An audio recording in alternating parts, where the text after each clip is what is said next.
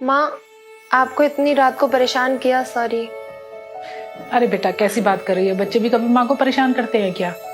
तू बता, इतनी रात को तू आई, कोई परेशानी है क्या? सब ठीक है? हाँ माँ, सब ठीक ही है, लेकिन मैं थोड़ी परेशान हूँ।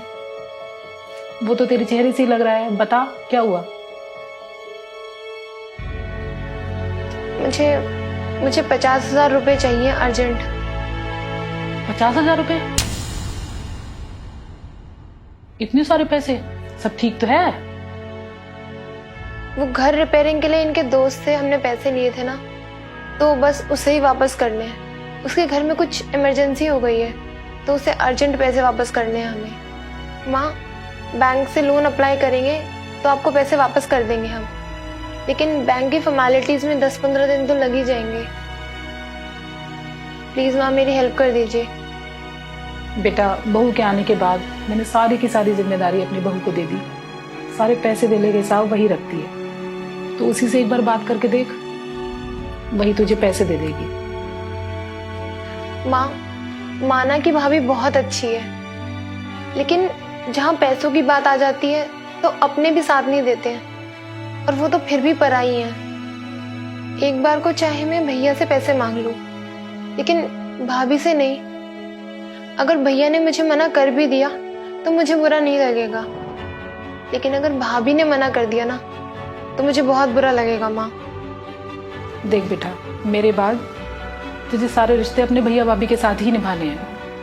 प्रतीक पहले अपनी सारी सैलरी मेरे हाथ में देता था और सारा हिसाब किताब मैं ही रखती थी, पर अब मैंने सारी की सारी जिम्मेदारी तेरी भाभी को दे दी है और वो अच्छे से निभा भी रही है। तू ज्यादा ना सोच, अपनी भाभी से जाकर बात कर ले। प्रतीक भी अभी थोड़ी देर में ऑफिस से आने ही वाला होगा। ठीक है माँ, मैं भाभी से ही बात कर लेती हूँ।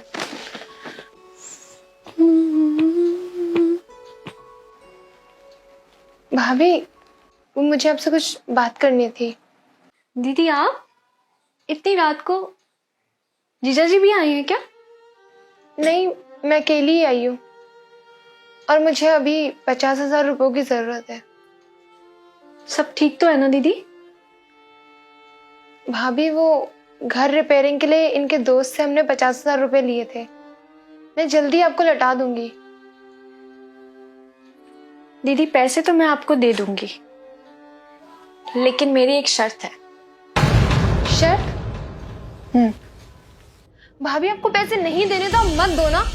ये शर्त का ड्रामा क्यों कर रहे हो आप? दीदी आपका इस घर पर पूरा हक है, बस मेरी एक शर्त है। अगर आप पैसे ना भी दे पाओ तो आप मायके आना नहीं छोड़ोगे। अगर आपको कोई भी परेशानी हो तो आप अपने भैया या फिर मुझसे आप जरूर बात करना। और अगर आप पैसे ना भी दे पाओ, लेकिन इस बात को आप अपने मन में मत रखना। पैसों के चक्कर में बेटियां मायके आना बंद कर देती है। ये घर जैसे पहले आपका था, आज भी आपका ही है और हमेशा रहेगा। कभी कभी हम अपने मन में ही सोच लेते हैं कि पैसों के चक्कर में कहीं भाभी ताने ना मारे और भाई गलत ना सोचे। दीदी मुश्किल वक्त में अगर अपने साथ ना दे तो काहे के अपने। बस यही मेरी आपसे एक शर्त है। भाभी, मैं तो पता नहीं क्या क्या सोच रही थी, लेकिन आपने ये बोल के मेरे दिल का बोझ हल्का कर दिया। मुझे आपकी शर्त मंजूर है। मैं पैसे जल्दी दूं या देर से, या फिर ना दूं, लेकिन मैं मायके आना कभी नहीं छोड़ूंगी। एक बात, माँ ने मुझे बताया था कि रिया दीदी को भी प्रॉब्लम है, लेकिन यहाँ देख के तो लग रहा है कि प्रॉब्लम मेरे भी नहीं सॉल्व होगी। वैसे जिस घर में भाभी और ननद का रिश्ता इतना मजबूत हो, वहाँ भाई को दरकिनार कर ही दिया जाता है। मेरी कोई वैल्यू है या नहीं? सारा प्यार भाभी के लिए, भाई के लिए कुछ बचा है? थैंक यू भाई, इतनी अच्छी भाभी लाने के लिए। अगर ऐसी सोच हर भाभी की हो तो हर घर जन्नत बन जाएगा, और किसी भी लड़की को अपना मायका पराया नहीं लगेगा। ये बात तो सच है। चलो दीदी, अब टेंशन फ्री हो जाओ, डिनर करते हैं, फिर मैं आपको घर छोड़ आता हूँ। ठीक है।